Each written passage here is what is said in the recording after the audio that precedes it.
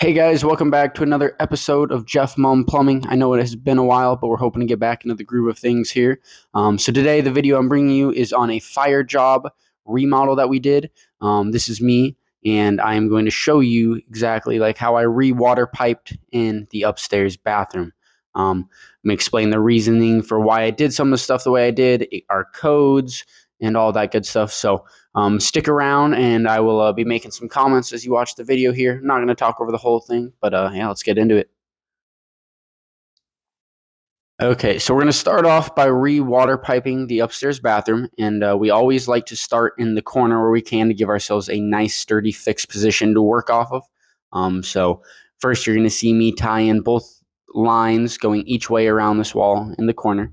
I did have to end up notching out a little bit of that stud over there, just due to where we drilled through for our water pipes. I didn't want to burn anything when it came time to solder. So we'll get this hooked up and move on. You know, sometimes in a spot like this, maybe you'd want to use a burn cloth just to cover your butt so you don't start burning studs. But you know, I trust myself a little bit to not go burning stuff down. So what you're looking at exactly here is this is the back side of the wall of the bathroom. So the other side is going to be a double vanity, which means there's going to be two sinks. So you're going to see me kind of just pipe in for two sinks. I'm going to cut in my water lines here eventually. You'll see what I mean as we go forward.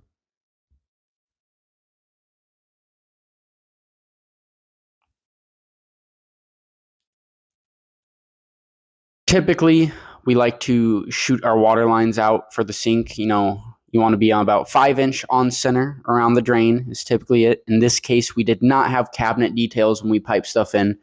So we were kind of just guessing. We were at the mercy of just, you know, our contractor. Hopefully he was going to get cabinet details to us, which he does later on in the video. So you'll see that we do have to adjust some of the water pipes just because, you know, you don't want to have your water pipe stubbed out to hit drawers and all that stuff. But as far as stuff goes, yeah, we like to go a 5-inch on center of the drain, split the water pipes, as well as we usually like to stub them out about 2 inches below or 2 inches above. In this video here, I think I shoot it for about 2 inches below.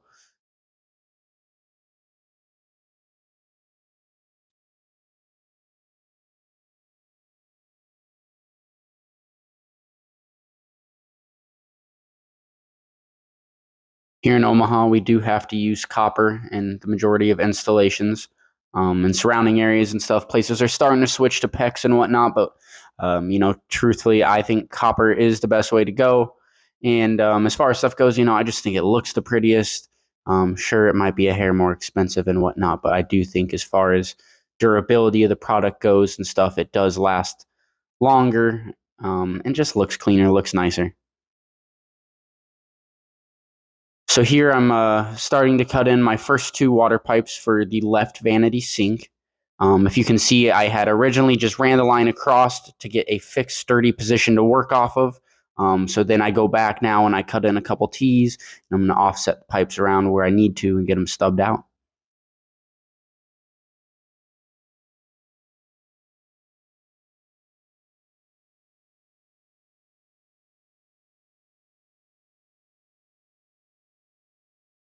Do bear with me a little bit here on this voiceover. I know I'm not the master of TikTok that my dad Jeff is here, who can just ramble on forever and ever on videos.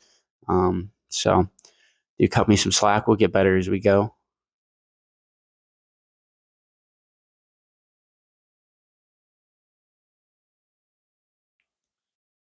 So I know stuff's moving really fast here, but if you notice that the process of soldering, which we do have out on our YouTube channel as well as our TikTok, just kind of showing you how to solder, you know, you always want to use sandpaper to clean off the ends of your pipes. You then want to ream it with a reaming tool, you know, just to get the burrs and the edges off of the pipe so there's no catches as far as water flow goes.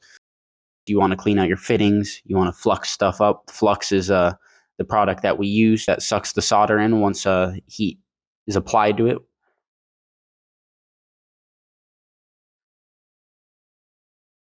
And then once all is said and done, you let your fittings that you just soldered up, you let them cool down a little bit, and then you wipe them off with a rag like so.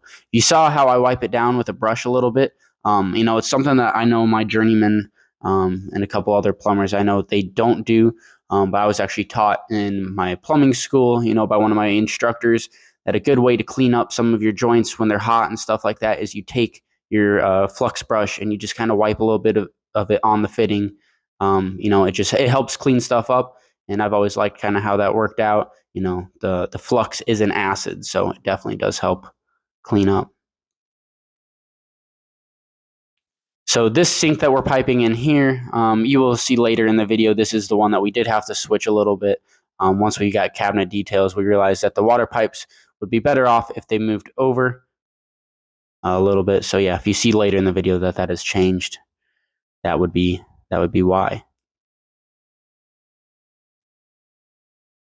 And while we're sitting here watching me do some beautiful water piping, um, I don't know. Let's just talk about a couple things. So typically, how I was taught for stuff in our code, it is water pipes have to be 3.5 inches away from each other at minimum. So like in this wall, I think I shot for about 4. 4 is usually what we go with, just to make sure we're not cutting it a little too close, and it just gives us plenty of room. And the reason for this code is mainly I feel like it's to let me figure out how I want to word this. It is to allow space for if you need to make repairs, cut out pipe that you can get your cutters in there in between.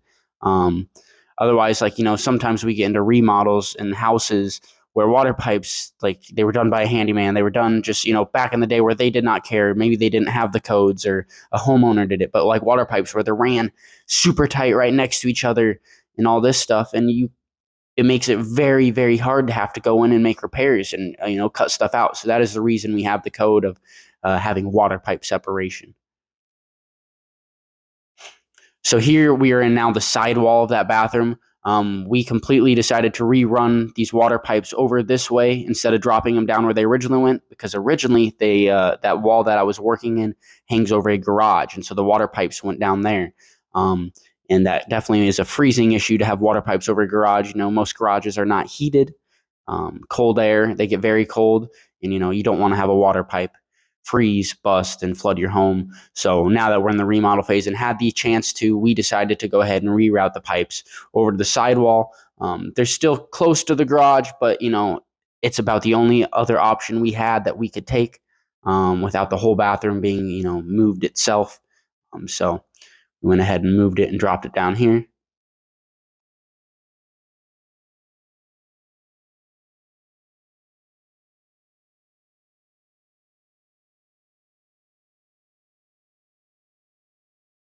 And then last but not least, from this view, you're just going to watch me cap off the lines. Um, so the drywall and whatnot can be put over them, and then we'll come back later on, cut off the caps, and that's when we put on the shutoffs.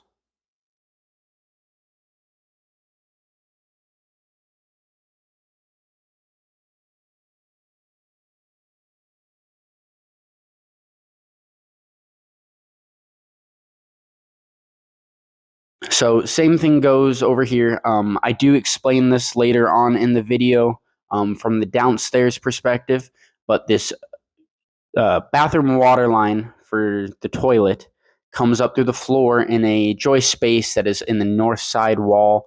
And it's not a place that is well ventilated. It doesn't get heat well. So once again, we had the opportunity to go in and adjust it. We're in the remodel phase, so our whole thing is now we are liable for what could happen if we went and put it back and just left the water line in this wall where it's at, and it freezes down the road. Homeowners and contractors can come back to us and be like, hey, you had the chance to open up the wall and all this stuff. So, did you do, like, why didn't you adjust this? So that's why we always like to go and fix stuff and just do it the right way. We have walls open, we have everything. This is the time to fix that. So instead, I tie in a water line to where the tub shower is going to be going. Or actually, I don't think it's a tub shower. This one is just a shower. But I tie into the cold line and run it around through the wall rather than bringing it up in that soffit space that, there is just a potential for freezing. And again, we don't like potentials for freezing. We have stuff open, might as well adjust it.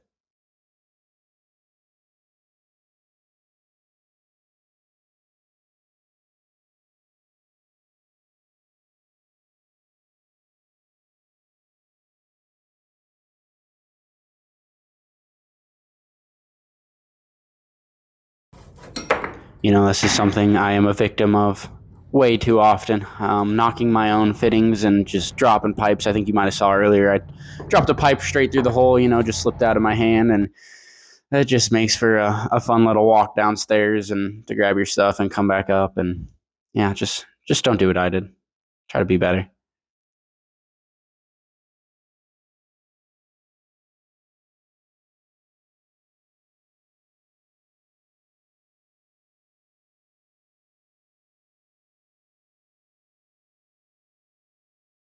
All right, y'all. So now we're down below that bathroom that I was just plumbing in the water piping on.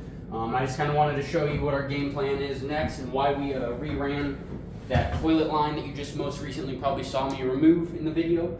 But anyway, this wall over here is an outside wall on the north side, which is definitely a freezing hazard for water pipes. So definitely is not a good idea to go back now that we're in the remodel phase and able to make the change. We're going to make it to where we eliminate the problem of freezing pipes. So I went ahead and you're not gonna be able to see back up in here, but I went and cut and pulled out that shut off upstairs, but that is what this cold water pipe leads to. So instead we are tying into the shower valve with the toilet line, and we ran it through the wall to avoid the freezing issue. So now the game plan is basically I'm gonna cut this cold line all the way back to here, because this just ran solely to the toilet, and we're probably gonna cap it right here inside the room. That way we eliminate freezing issues. Yes, you could cap it here, but still then you have a water pipe with the potential to freeze in that wall. So we're going to cut it back here, and then we'll just retie it in with the shower valve, which we'll put in at a later time. We're still waiting on some specs for the shower itself. But yeah, guys, that's an update on where we're going. So just keep following along here, and I'll show you the tie-in for that bathroom down to this water piping. Okay, guys, so here's one of my least favorite parts of the job. Drilling through some joists here. We got to run those two water lines over and make the tie-in where I had dropped the original bathroom water piping down in that sidewall that we talked about. But it's never fun to have to drill through a bunch of joists like this. You got to make sure to leave plenty of meat to keep the integrity of the joists intact. And then just a lot of the time you have to drill in at an angle because you can't fit your drill there. And just, it's kind of a pain in the butt. Requires you to, if you see I'm cutting a whole bunch of small pieces, you have to put a bunch of small pieces in there, and then coupling, every couple joists and whatnot. It's not something we are really a fan of. It's more joints, which is a potential for more leaks at the end of the day. Off screen, my journeyman did try to convince me to shove about like a 5-foot piece in there, and copper bends a little bit, so we're trying to see if we could do it. And I did end up kinking that piece of pipe. So if you're watching this, boss man, I do apologize, but stuff happens. So we got to make sure you clean off that white fire sealant real good. That stuff's kind of a pain in the butt to get off pipes, and some stuff sometimes they sprayed fire jobs down with that just to kind of mask the odor and smells of stuff. So here I'm going to kind of show you our finished product. We had to go in and throw some supports in for existing water pipes that were there. I had run out of storage space originally on my phone, which is why you didn't see the entire process. But up there was the capped toilet water line we talked about. And then here is where we tied into those two water lines we dropped down in that side wall. So work is looking pretty good. And here we are showing the upstairs bathroom area again. After we did stud guard, if you notice, stud plates on the floors. Here's a backside view of all that. So looking pretty good. We did end up going in and doing installing the shower valve as well. We got some answers on that. So that's kind of all I got for you guys. Thank you for watching. Don't forget to like, subscribe, and we will catch you on the next one.